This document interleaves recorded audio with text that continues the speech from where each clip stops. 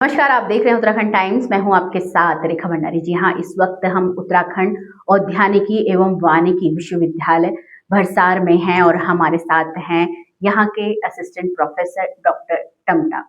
बागवानी में आपने बहुत काम किया है और इस बागवानी को आप इससे पूरे उत्तराखंड के किसानों को जोड़ना चाहते हैं, इसके बारे में आप बताएं। उत्तराखंड एक हमारा पर्वतीय राज्य है। यहाँ की भौगोलिक परिस्थिति जैसे हिमाचल प्रदेश है, उसी प्रकार से उत्तराखंड है।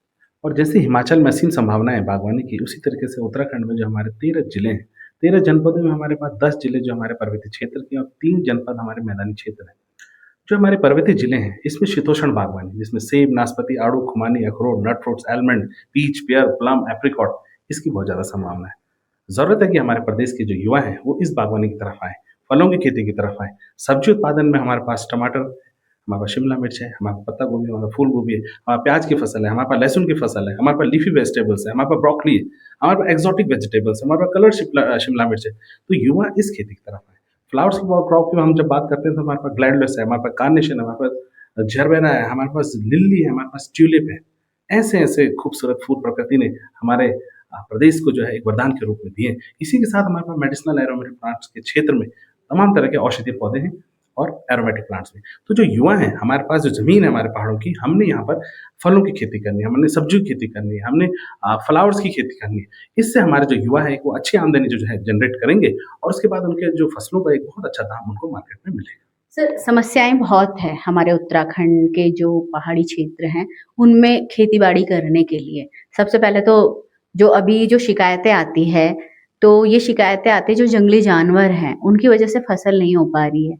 तो आप बागवानी की बात कर रहे हैं, कैसे हो पाएगी बागवानी? प्रदेश सरकार तमाम तरह की योजनाएं उत्तराखंड के किसानों और युवाओं के लिए लाई है, जिसमें सबसे पहले सोलर फेंसिंग। सोलर फेंसिंग का जो कॉन्सेप्ट आजकल बहुत अच्छा चल रहा है, जिसमें हमारे पास जो सेब के बागान है उसमें सोलर फेंसिंग है। हमारे पास तार वाली जो है वो घेरबाड़ है, उसको सरकार जो है बहुत अच्छी सब्सिडी में प्रदेश के किसानों और युवाओं को दे रही है। इसी के साथ तमाम तरह के बगीचे किसान दे रही है और इसके साथ ही ऐसी क्रॉप्स को उत्तराखंड में बढ़ाया जा रहा है जिसमें जंगली जानवरों और बंदरों का अटैक कम होता है। जैसे कीवी, बागेश्वर जो जनपद है, ये वन डिस्ट्रिक्ट वन प्रोडक्ट में कीवी है, तो कीवी एक ऐसी क्रॉप है जिसमें जंगली जानवरों का अटैक बहुत कम होता है। ऐसी अदरक है, हल्दी है, लहसुन है, हमारे पास मेडिसिनल एरोमेटिक प्लांट्स है। ऐसी क्रॉप्स को हमें उत्तराखंड में बढ़ाना है। इन फसलों में जंगली जानवरों का अटैक बहुत कम होता है। तो ऐसी क्रॉप्स अगर उत्तराखंड में बढ़ेगी तो युवाओं को एक बहुत अच्छी आमदनी जो है इससे मिलेगी और उनकी इनकम जनरेट अच्छी होगी। और मार्केट, और फिर उसको वहाँ से, जो आपको पता है पहाड़ी एरिया है, बरसात भी होती है, बर्फ भी पड़ती है, बहुत सारी दिक्कतें आती है, कहीं लैंडस्लाइडिंग हो जाते हैं, तो उसके लिए फिर कहाँ रखें, कैसे मार्केटिंग करें और कहाँ स्टोरेज करें उनको? प्रदेश सरकार, जैसे कि हमारा उत्तरकाशी जिला है, वहाँ पे सेब उत्पादन बहुत अच्छा होता है। एक बहुत अच्छी सब्सिडी पैक हाउसेस में, स्टोर करने के जो पैक हाउसेस हैं जहाँ भंडारण हो रहा है, उसमें एक बहुत अच्छी सब्सिडी दे रही है। जैसे हिमाचल प्रदेश है, हिमाचल प्रदेश में बड़े बड़े क्या हैं, गोडाउन्स हैं, स्टोर्स हैं। ऐसे ही हमारे पास उत्तरकाशी में भी पैक हाउसेस बने, तो जो हमारे सेब की फसल आती है हम उसको स्टोर करते हैं और उसके बाद ये विभिन्न देश की विभिन्न मंडियों में जाके एक्सपोर्ट होता है। तो हमारे प्रदेश के जो किसान हैं, इस योजना को और सशक्त करते हुए सारे जिलों में पैक हाउस और स्टोर हाउसेज जो हमारे उसको बनाया जाएगा और जो तमाम तरह की सब्जियां, चाहे वो प्याज है, आलू है और जो हमारी क्रॉप्स है, उनको हम इन स्टोर्स में, गोडाउन्स में स्टोर करेंगे और एक बहुत अच्छा एनवायरनमेंट हम इनको देंगे ताकि फसलों की जो लाइफ है तोड़ने के बाद वो बढ़ेगी और जब बढ़ेगी तो उसके बाद एक अच्छा समय हमको मिलेगा जिसके तहत हम इसको मार्केट में बेच पाएंगे। तो सर, ये तो मैं मान सकती हूँ, जो आपका जो प्लान है, जो आप बातें बता रहे हैं, तो बहुत लॉन्ग टर्म वाली चीज़ है और मुझे नहीं लगता कि इतना लॉन्ग कोई सोच पाएगा। इतना यूथ को तो रिजल्ट जल्दी चाहिए, तो ऐसे युवाओं के लिए, ऐसे लोगों के लिए कुछ सोचा है आपने? बिल्कुल, हमारे जो यूथ है बहुत मेहनती है। हमको एक बात हमेशा ध्यान रखनी है। ठीक है, हम किसी चीज़ में इन्वेस्ट करते हैं। अगर मेरा जो बागवान है, मेरा युवा है, बागवानी की तरफ आ रहा है, तो एक बगीचा है, अगर सेब का बगीचा है, वो 35 से लेके 40-45 साल तक का इन्वेस्टमेंट है। तो आप सोचिए कि जो यूथ है, हमारे पास सक्सेस का शॉर्टकट नहीं है। हम अगर कोई चीज़ इन्वेस्ट कर रहे हैं, अगर कोई मेहनत इन्वेस्ट कर रहा है, कोई बगीचा बना रहा है, सेब का बगीचा बना रहा है, एप्रिकॉट का बगीचा बना रहा है, प्लम का बना रहा है, तो वो इन्वेस्टमेंट उसका तकरीबन 40 साल तक का है। तो आप सोचिए कि युवा अगर ये सोचे कि भाई मुझे ये मेहनत करनी है और इसका रिजल्ट मुझे 40 साल तक मिलेगा, तो वो एक अपने जो पूरा आदमी का जो लाइफ स्पैन है, उसका एक बहुत लंबे समय तक के लिए बहुत अच्छा रोजगार का सोच रहा है। और जहाँ तक आपने बात करी कि पहाड़ी जो क्षेत्र है, वहाँ पे जो बहुत ज़्यादा दिक्कतें हैं, ठीक है, पहाड़ी क्षेत्रों में दिक्कत है, लेकिन उसका रिजल्ट भी तो इतना अच्छा है।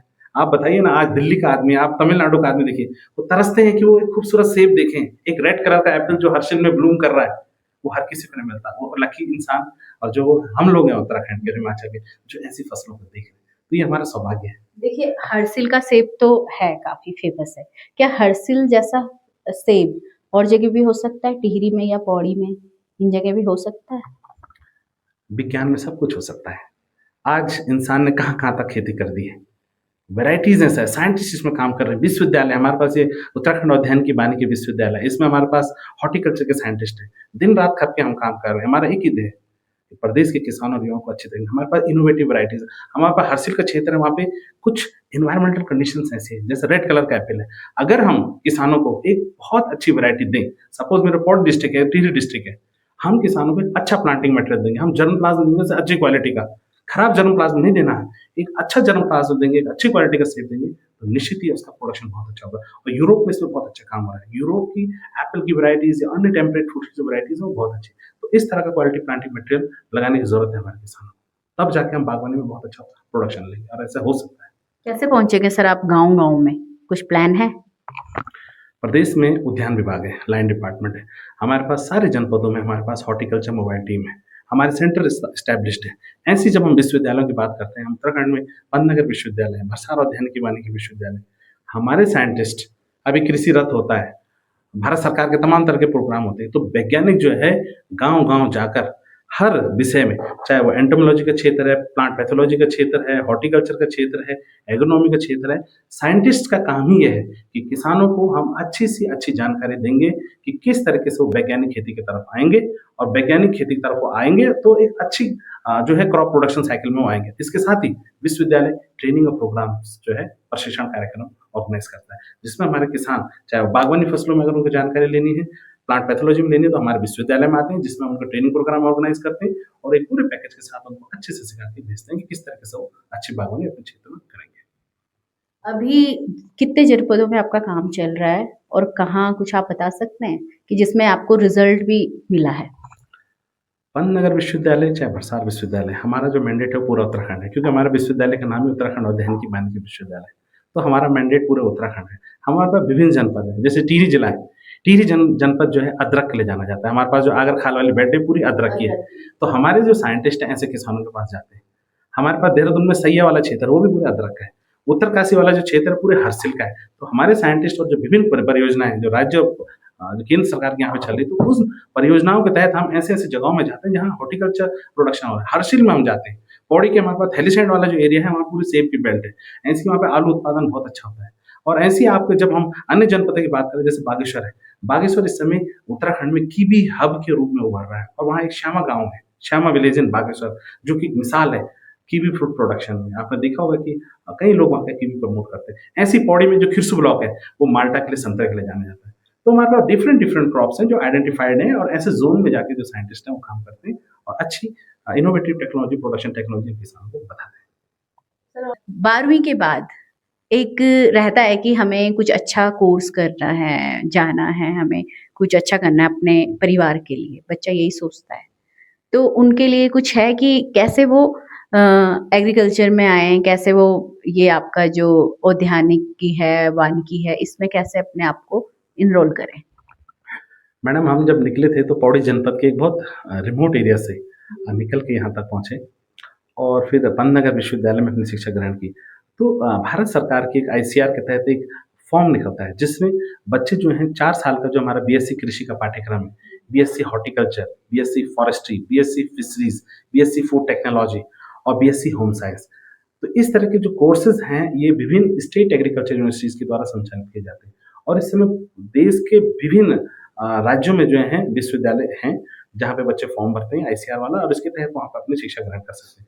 इसके साथ ही उत्तराखंड में पंतनगर विश्वविद्यालय हमारे पास है, औद्यानिक वानिकी विश्वविद्यालय, और विभिन्न और भी हमारे पास कॉलेजेस हैं जहाँ पे कृषि की पढ़ाई बच्चे करते हैं। तो जो 4 साल की जो कृषि की पढ़ाई बच्चे करते हैं, उसके बाद जो हमारे लाइन डिपार्टमेंट्स हैं, जिसमें स्टेट एग्रीकल्चर डिपार्टमेंट है, हॉर्टिकल्चर डिपार्टमेंट है, रेशम विभाग है, जो अन्य विभाग है, यहाँ पर बच्चे जो हैं अपना कृषि बीएससी स्नातक के बाद जो है अपना रोजगार का अप्लाई कर सकते हैं। इसके साथ ही एमएससी की पढ़ाई वो करते हैं, पीएचडी की पढ़ाई जो है हिमाचल प्रदेश से लेकर पूरे देश के विभिन्न विश्वविद्यालय यहाँ पर करेंगे, और उसके बाद वो अपना भविष्य एज ए कृषि वैज्ञानिक या एज ए प्रोफेसर अपने भविष्य को बहुत अच्छा संवार सकते हैं।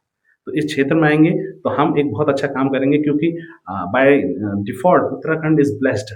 हमारे पास हॉर्टी टूरिज्म के क्षेत्र में बहुत ज़्यादा संभावना। आज हिमाचल को देखिए ना, तो जब हमारे युवा आएंगे, हमारे पास यंग माइंड इस क्षेत्र में आएगा, तो निश्चित ही हम एक दिन, जैसे इजराइल है, इजराइल कृषि टेक्नोलॉजी में बहुत आगे है, तो मुझे पूरी उम्मीद और आशा है कि उत्तराखंड भी इस दिशा में जाएगा आगे, और हमारी इनोवेटिव टेक्नोलॉजी बहुत हाईटेक होंगी जब हम कृषि और बागवानी की बात करते हैं।